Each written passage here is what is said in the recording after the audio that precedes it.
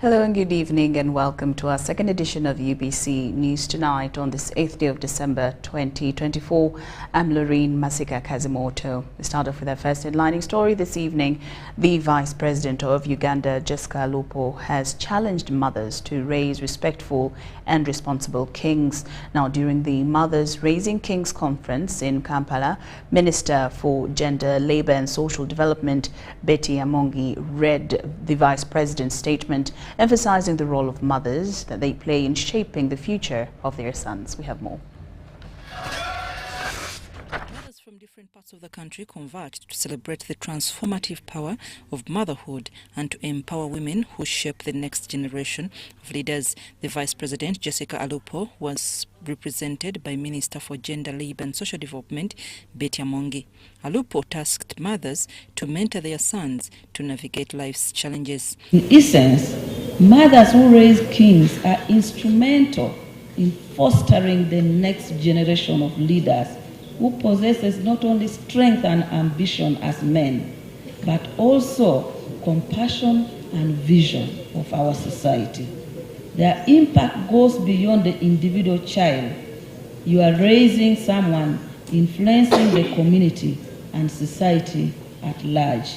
Let us honor and celebrate the mothers who dedicate themselves to raising kings who lead with wisdom, understanding, and grace.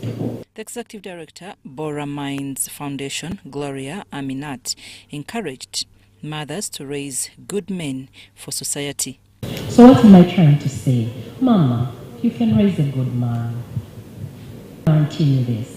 When you enjoy the process of being a cool mom, a good mom, a present mom, an effortful mom, like it's not going to be effortless with motherhood, you're going to put effort every single day. When the board chairman called for equal opportunities for the boy child. Everyone is expected to be at the forefront to support all activities geared towards developing the girl child. Because that is the rhetoric, that everyone should be at the forefront to do what?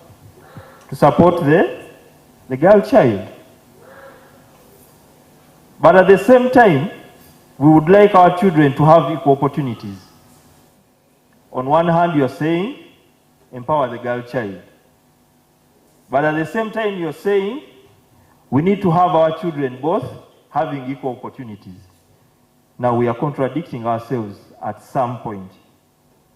The conference was to empower mothers, raise responsible and respectful sons as positive contributors to society. I'm Nafka Farid and Andrew Sebida.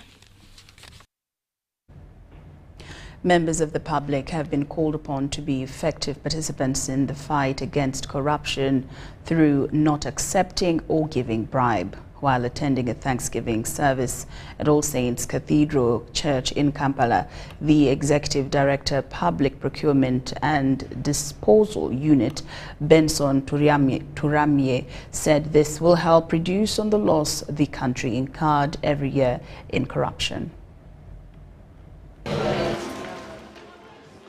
In a bid to combat corruption, state anti-corruption agencies signed a memorandum of understanding with the Inter-Religious Council of Uganda to engage faith-based institutions in addressing the vices and dangers of corruption.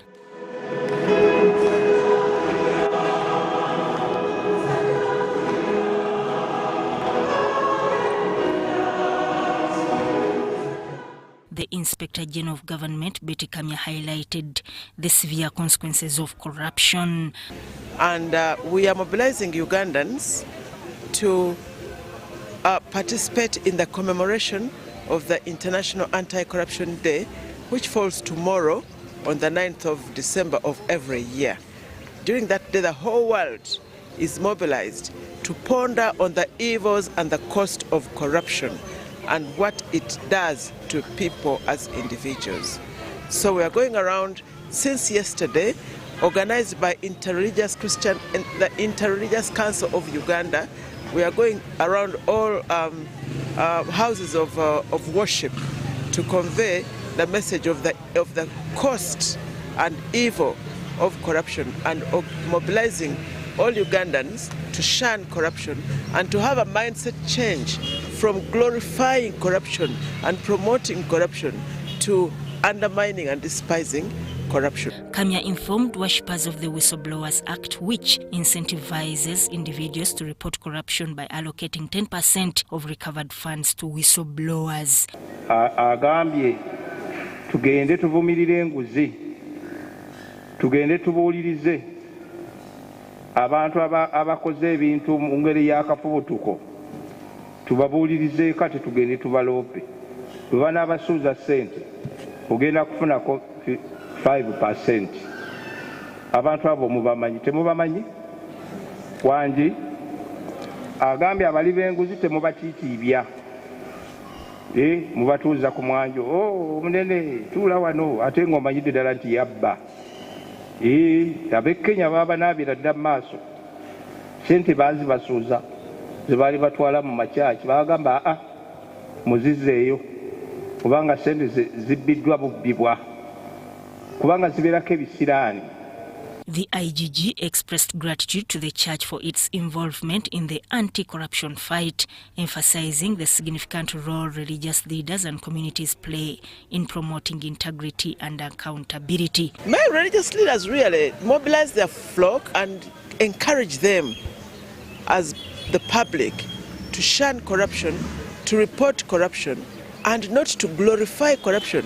For instance, if people have been accused before court, don't go to show them solidarity the way we do. You mobilize the whole village, the whole constituency to go to court with the banners and posters of support. A person who is accused before court with the evidence of corruption. Father Deo Gracious Chibi presided over the Mass and applauded the Inspectorate of Government for its efforts in curbing corruption. Billions nkaaga bazidde mu Bank of Uganda ne tusoma nti eddwaliro ly'e Lubowa tukyalirinda ne tusoma gasitoola agakanga ne tugamba tuli ku ki ate bwe twogera munnange ne batutwala bulala.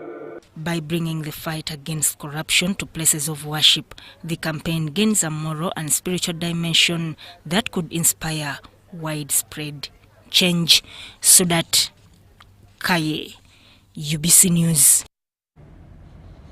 All right, now that footage right there is of the Inspector General of Government, Betty Kamya, highlighting the severe consequences of corruption in society and also urging the congregants at Lubaga Cathedral to reject corruption practices and take an active role in reporting those who engage in such acts. And she also encouraged religious leaders to step up and talk about the negative impact of corruption to society. Now, in more news this evening, members of the public have been called upon to be effective participants in the fight against corruption through not accepting or giving bribe. While attending a Thanksgiving service at All Saints Cathedral in Kampala, the Executive Director, Public Procurement and Disposal Unit, Benson Turamye, said this will help reduce on the loss the country incurred every year in corruption.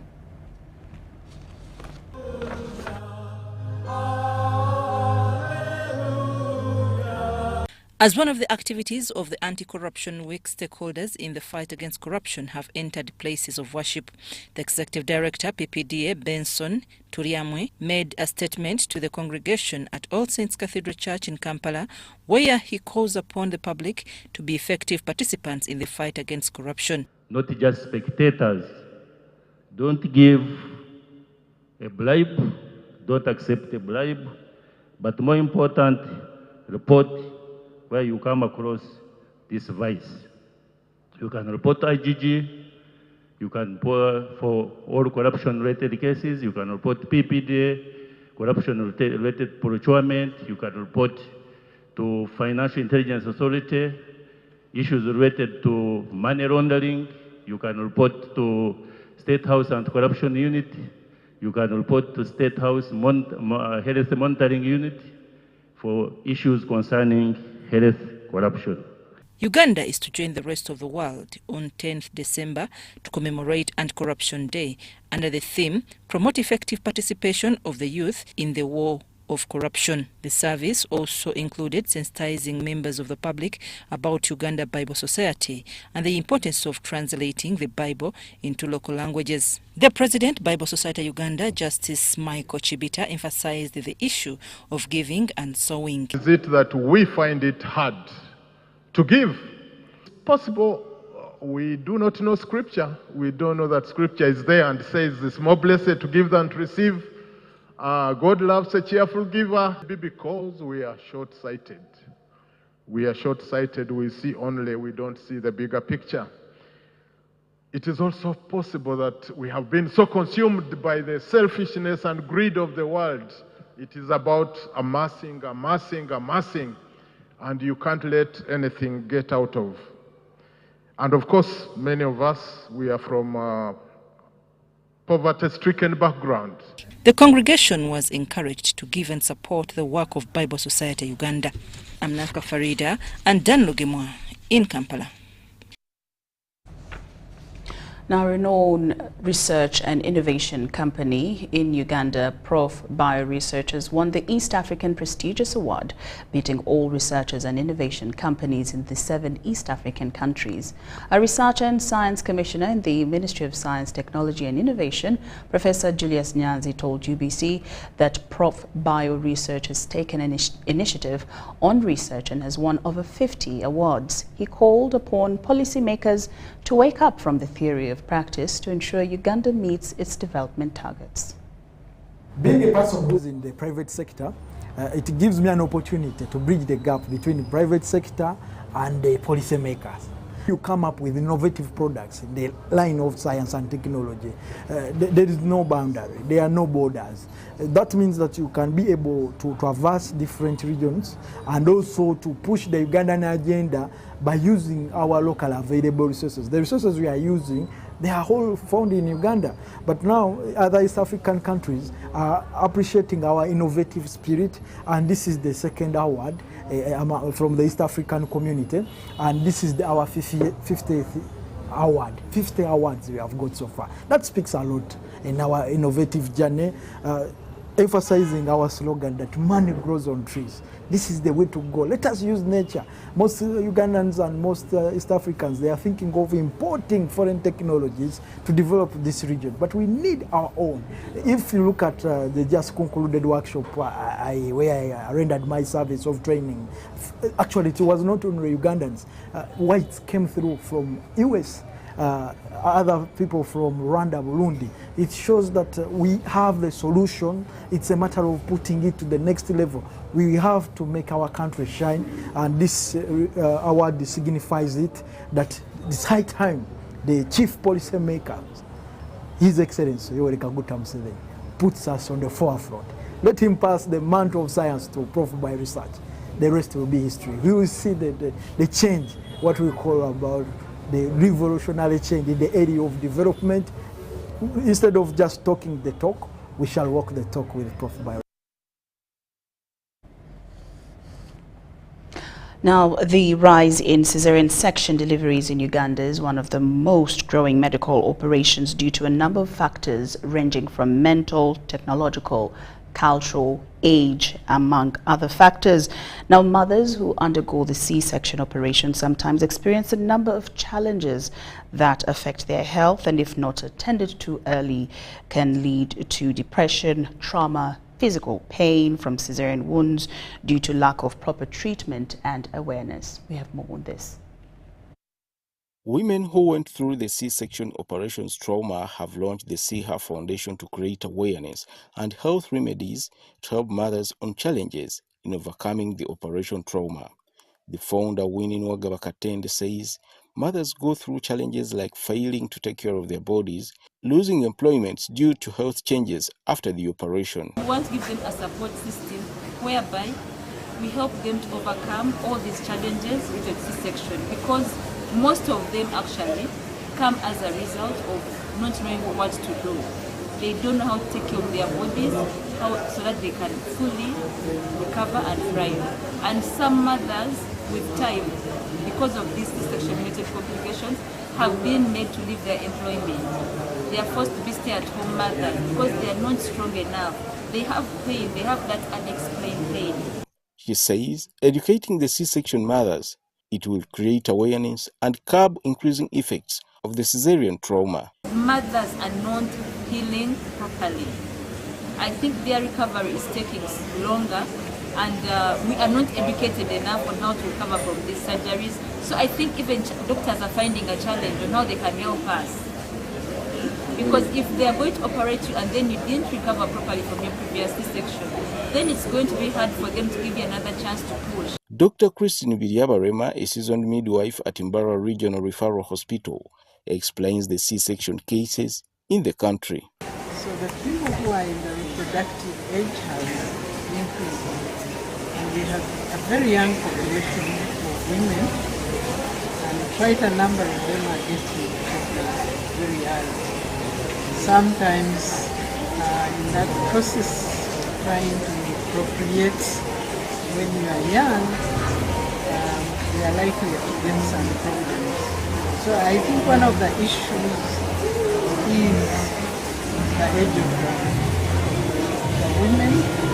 And then you have those who go on and on and on. We always say after 5 pregnancies, the next one are likely to be. C-section mothers share their experience and how to end increasing effects due to C-section. To go back after 3 months to be removed. Yes, so that was my first challenge in the first baby. So the second baby, still I had fear, number 1. But all my babies are going to when they are premature. It's a gift from God, you cannot do anything about this. And he kept on telling me the second one you will push, you know. So during that time, I would make sure I visit the gym, I take all the walks, and he told me, you know, anything you need. I flew to Dubai, I came back. Only to get to hospital, I was arrested. Mike Bakbulindi for UBC. The Minister of State for Works and Transport, Musa Francis Etweru, has announced the opening of Karuma Bridge to traffic on December 20th, 2024. He was on a spot assessment of the progress at Karuma Bridge. We have the details. Karuma Bridge's repair works are nearing completion, with engineers confirming that at least 85% of the project is done. State Minister for Works and Transport Musa Francis Etweru has announced that Karuma Bridge will reopen on December 20th, 2024. And fitted the concrete deck that they are to put, they have done what they were supposed to do, and everything seems to be falling. He said the bridge will initially be open to light vehicles only. Etweru assured the country that the bridge will be ready for those traveling to celebrate Christmas. Then I can come here on the 17th to just do test drive across the road with some light vehicles. And so that on the 20th, we can now allow all the other vehicles, particularly the critical works included concrete panning and installing new support bars to ensure the bridge's stability. The members of the public agreed that we are inconveniencing them, but for a good cause. The 11 billion shillings project approved for repairing the 61-year-old bridge was to address structural concerns that required immediate attention.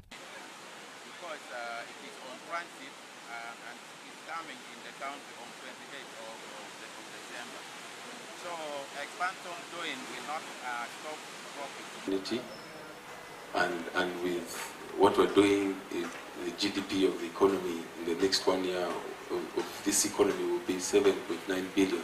Karuma Bridge, a major gateway to northern Uganda, West Nile, and neighboring countries, was closed in August 2024 for major refurbishment. Benon Mokwaya, Salme Among, UBC News.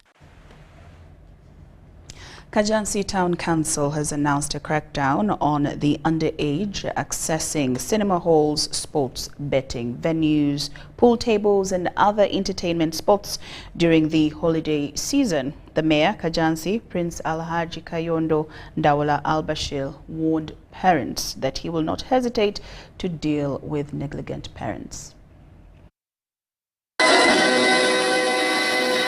The mayor of Kajansi, Prince Alhaji Kayondo Ndawula Al-Bashir, issued a stern warning to parents, urging them to take responsibility for their children. He stated that failure to do so could result in children being taken into safe custody.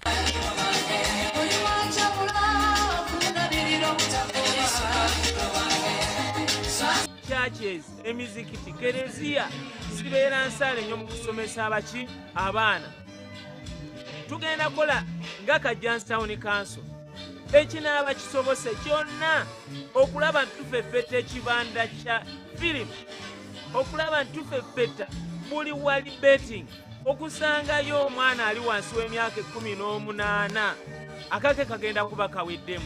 Haji Kayondo stated that parents must fulfill their responsibilities by teaching their children moral values. Olubimbi balubatisse naye nga nze yalwa mu busomesa twatanga abaana weeks 2 ng'omuzadde asooka nakubuuza yo bagana gano gaddaddi ku ssomero. Kajansi Town Council Chairman Sozi Gonzaga said neglecting children leads to problems for families and society. Martin Otai, head teacher of Bright Star Junior School, advised parents to engage their children in domestic work during holidays. I encourage the parents to protect their children because we have rampant diseases that are running in the country. One, we have the mpox, as every person is aware. So please, I encourage the parents to be more conscious for their children. Then I would request the parents at least to engage these children in this holiday to know how hard it is to get the money. The students of Bright Star Junior School concluded the 2024 academic year with a talent showcase that included reciting the Quran, singing and dancing. Our parents, yes, teachers and well-wishers, you are most welcome to Bright Star Junior School. My name is Semgwen Nicholas. This is top class, choosing Bright Star, paying school fees, and doing all I can to enable us come to school. We thank our teachers for teaching us. They have done a great job.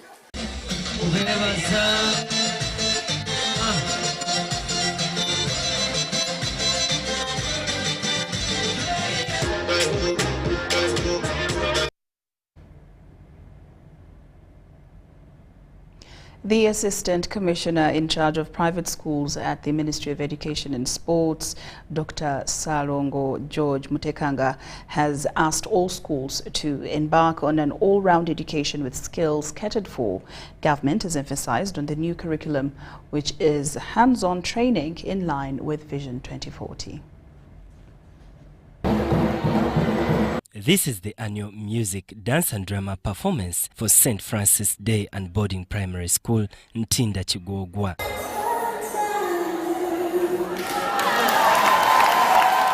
The Assistant Commissioner, Private Schools at the Ministry of Education and Sports, Dr. Salongo George Mutekanga, emphasizes skills training. And the new curriculum puts emphasis on performance, performing arts. We are looking at how we enhance our children's skills in music, dance, and drama. The director, Grace Lukwago, assured the parents to educate learners on what is relevant for the next generation. Our commitment to always update you about the events, whatever is happening about an individual child, how they are progressing academically. So we are ready to use our platform, your contacts, to let you know about what is happening in St. Francis. Shaping generations to come. Thank you for watching.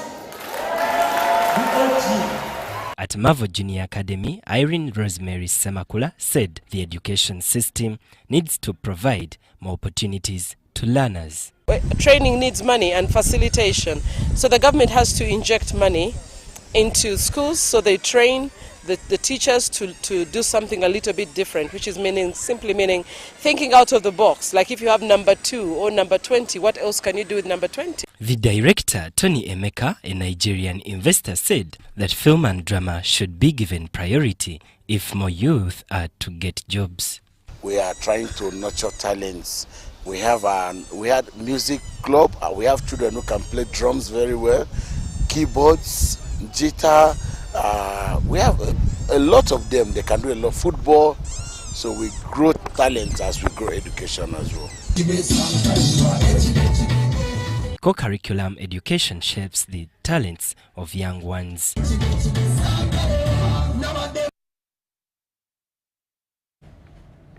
Now, parents have been called upon to mind their children's talents in addition to the good grades achieved in school. This was said by Seruga Fahad, an educationist from the Ministry of Education at Caring Mother Primary School in Kawala, Kampala.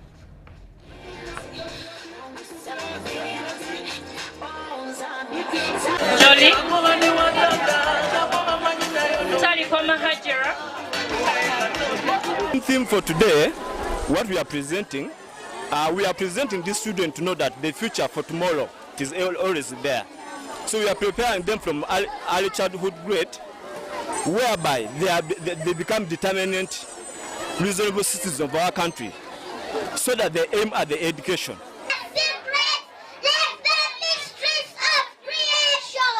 As our children are going for the long-term holidays, I advise our dear parents to take care of the children.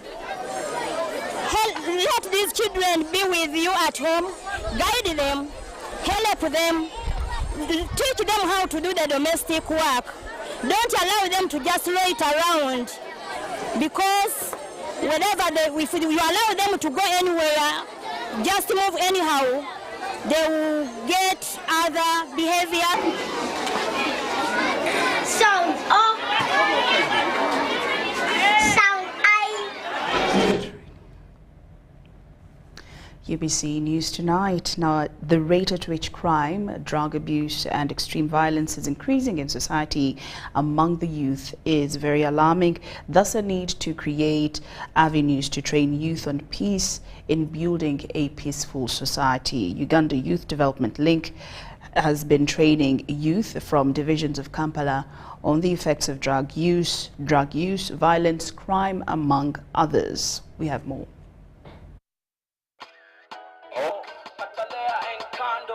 In partnership with the United Nations Office on Drug Trafficking and Violence and the Dutch Embassy in Uganda, Uganda Development Link has equipped over 1,000 youth with skills in peace mitigation, dangers of drug use and crime, violence and extreme violence that lead to terrorism.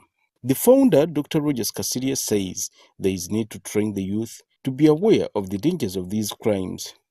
Today we are commissioning what we call youth ambassadors. Youth ambassadors are going to be young people who are going to talk to other young people how to keep peace. First of all, to keep away from drugs, to keep away from crime, to keep away from violence and extreme violence.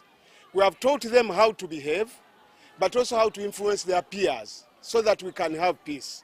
We can have arguments, we can have arguments, but there's need for dialogue. And we keep the young people safe. We don't want young people to get involved in issues which will bring them in the conflict of the law.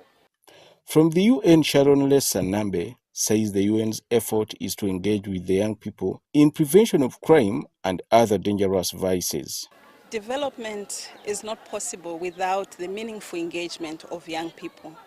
And we've learned from the leadership in Uganda that to transform the country into economic prosperity, we need the meaningful engagement of all of us, but mainly young people.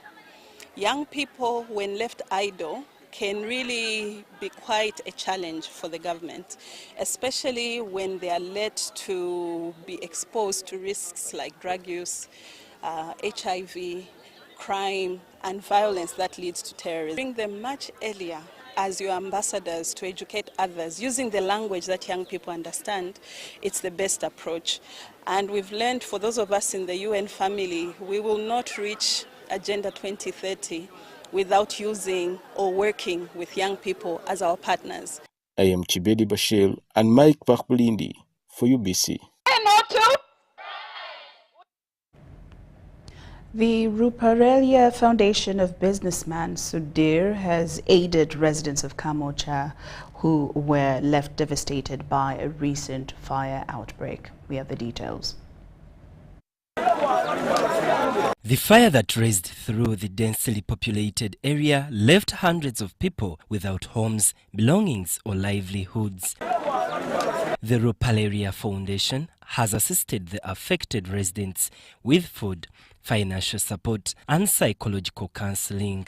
But from there, the fire defeated me. I didn't pick the national ID, I didn't pick anything. Fire caught my shirt from the back. I tear it, even my trouser, I tear it all. A team from the foundation, led by Annette Kim, visited the victims of the fire to offer both psychological counseling and material support to the victims who were traumatized by the fire. We've been doing a lot of corporate responsibilities with them and in other places. We've, for example, built for them a toilet out of what they call half bricks. And in the spirit of Christmas, we decided to come in and stand with them, especially with the children, who at the moment are very vulnerable. Patrick Mujozi from Ghetto Research Laboratory appreciated Ruparelia Group.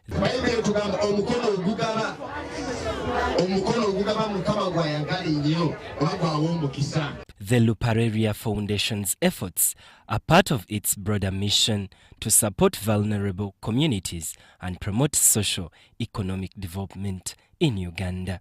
Benon Mukwaya, Vincent Wamundu, Kamocha. Peace Divine Temple Ministries has donated hospital equipment to Chiboga Hospital worth 30 million Uganda shillings to mark the 28th anniversary of its prophetic journey held in Chiboga and Chankwanzi district. The head prophetess, Victory Nabasa, told UBC that Peace Divine Temple Ministries prioritize health in its ministries. Prioritizing health, Prophetess Victory Nabasa of Peace Divine Temple Ministries has donated mattresses, mother kits and other hospital equipments worth 30 million to Chiboga Health Center.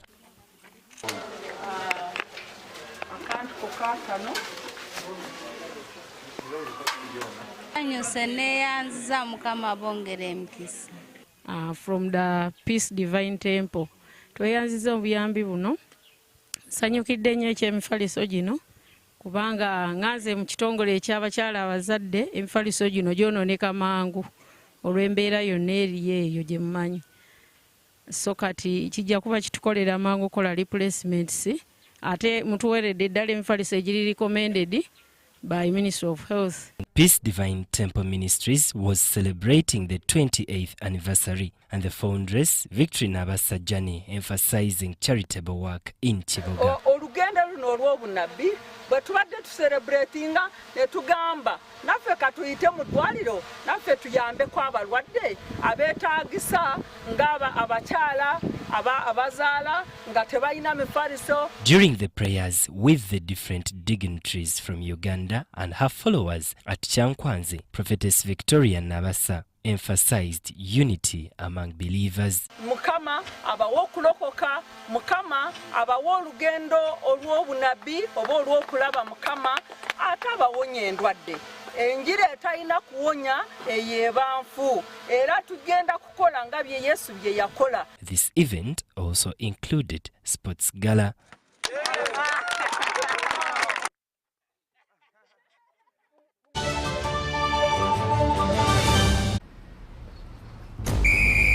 To be a winner, you must have the discipline of a tiger. But when fueled with MTN Momo, winning is easy. Simply get your phone and use the Momo app or dial *165*3#, enter merchant code, enter amount, enter your Momo PIN and pay. Congratulations! Hey! Yoka is happy, and now you stand a chance to win mobile money with MTN Momo.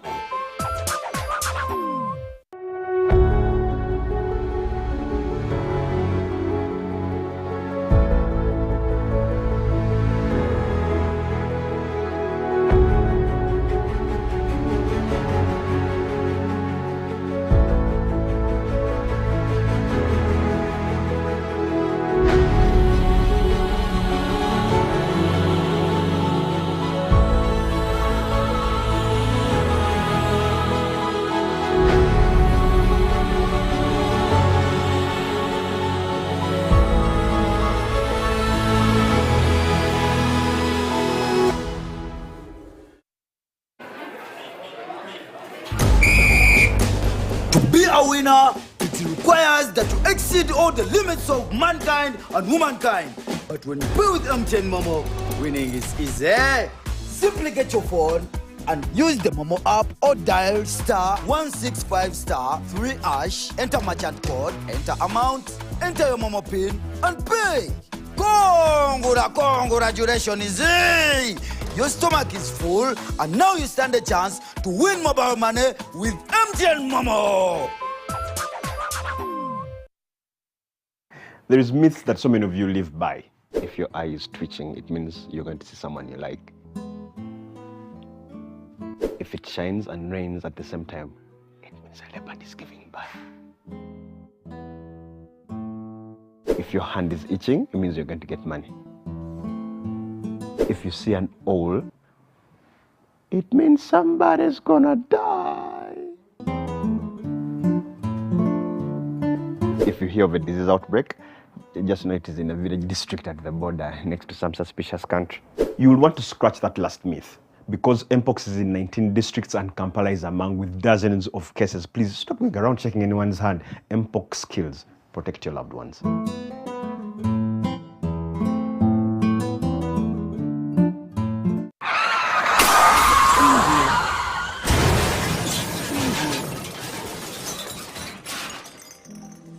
Shocking statistics on road crashes in Uganda show that there were over 23,608 road accidents in a single year, 2023. This highlights an increase of 16% compared to the previous year. The Uganda Traffic and Road Safety Report of 2023 also shows that there were 24,728 casualties from road crashes, with 4,806 people dead, 16,736 seriously injured, and 3,186 escaping with minor injuries. The rampant increase in the number of road crashes and casualties in Uganda is seriously alarming. According to Uganda Police Traffic Report, 80% of road crashes in Uganda are as a result of speeding, reckless driving, and violation of traffic rules and regulations. Your life and that of other road users matters. Every life taken or injured in a road crash is an emotional loss to a family, resource loss to a business, development contribution loss to a community, and a socio-economic loss to the nation. Join hands together to reduce and, if possible, eliminate road crashes from our roads by avoiding reckless driving, obeying traffic signs and rules, and maintaining public safety intelligence to keep ourselves, passengers and other road users safe at every time. Remember, drive safe today to live again tomorrow. Tofira kukubo.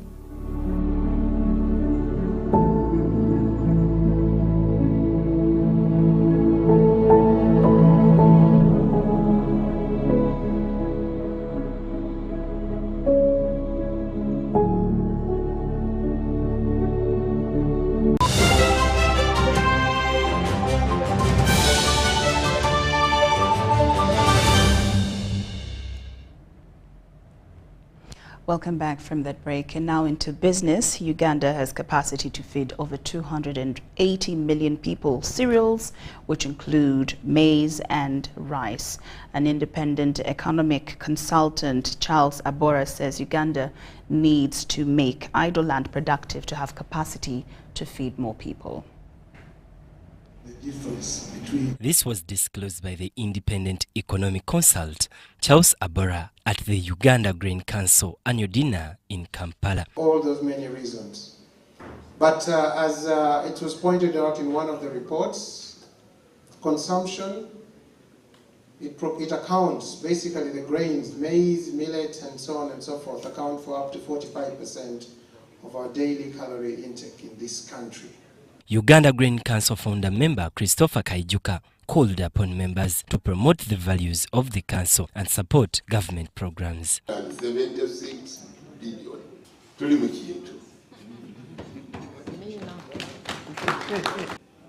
What I would like to say is really to thank the Grain Council members, the rectors and the management. Also to thank the government of Uganda, which has continuously given a listening ear.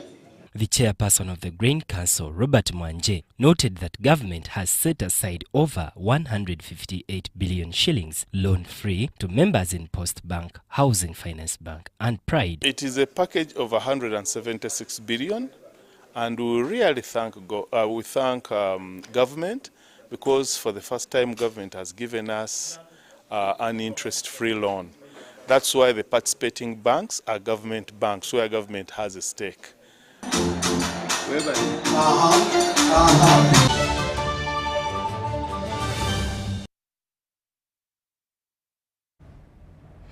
And into the world of sports, Special Olympics Uganda has successfully concluded its unified sports activity in Gulu, commemorating the International Day of People Living with Disabilities.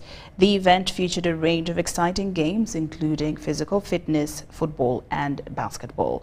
These inclusive games aimed to promote the integration of people with special disabilities through sports. Now, through sports, Special Olympics helps individuals with intellectual disabilities build confidence, become active citizens, and develop essential physical and emotional life skills. I play, and right now I know that as I continue playing, there's something greater that I'm going to achieve with this sports. At least I'm not left out that I'm just playing, just lost, but I know that the sports that I'm playing will one day open me out into something greater, something bigger. It is motivating us, it is improving on our talents. I feel so good, so proud of myself if I'm playing like this. And also I think the organization should spread all over the home states and other places so that every child has to play and be motivated to improve on his or her talent so that can be a star in the future. The biggest achievement, one, it trains us. It trains us to train others, like trainer of trainers. If they train you, you go and train the athletes and the partners. So another one, if you have been trained, it also gives you time to go outside. We are running this project here in Uganda, but also in Kenya, Tanzania, Burundi, and we are having a unified sport event today here. And unified sport is about bringing people with and without intellectual disabilities together. It creates a sense of belonging, it creates tolerance, but also improves the confidence of people with intellectual disabilities, and in general it achieves inclusion by the end of the day. This program started by training the coaches we trained in Gulu, Tungamo, Busia and Kampala. But then Gulu has successfully managed to hold its event, and this is the event, and we managed to celebrate it on this day. But we trained 30 coaches. You see them here. They are now on the climax of their event, with the athletes now. At least they have showed us that what we train is what they are doing.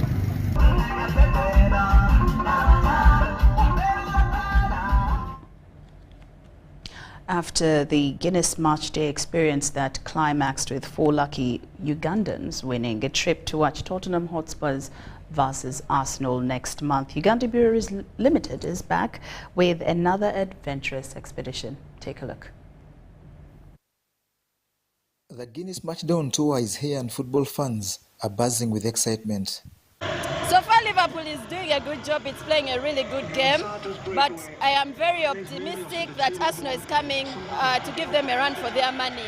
Just watch out the next few games, we'll get to where Liverpool is. I mean, we are 7 points, I think 7 points. They are 7 points ahead of Arsenal, but we are coming for them.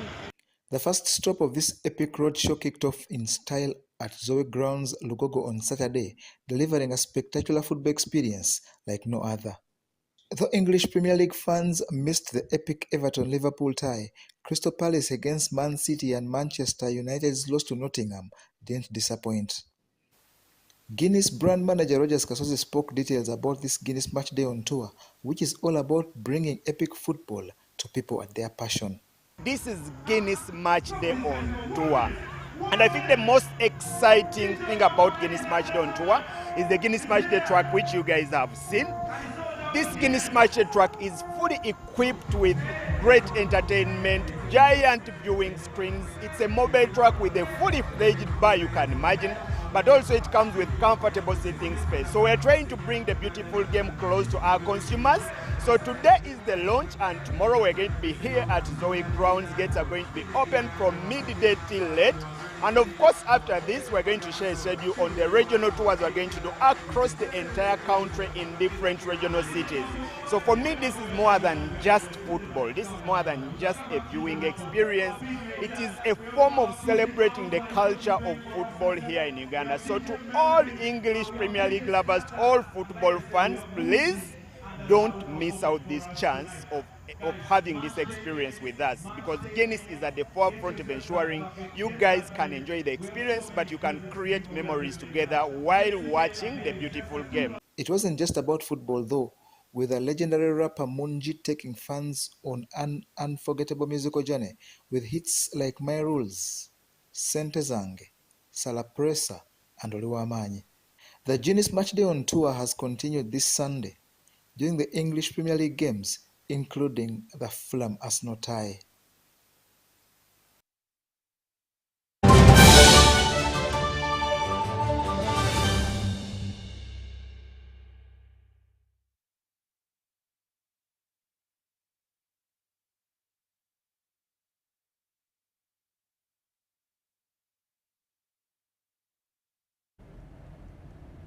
And with that, UBC News Tonight has come to an end. Thank you so much for your company this evening. On behalf of the team working tirelessly behind the scenes and myself, we do wish you a blessed week ahead and a good night.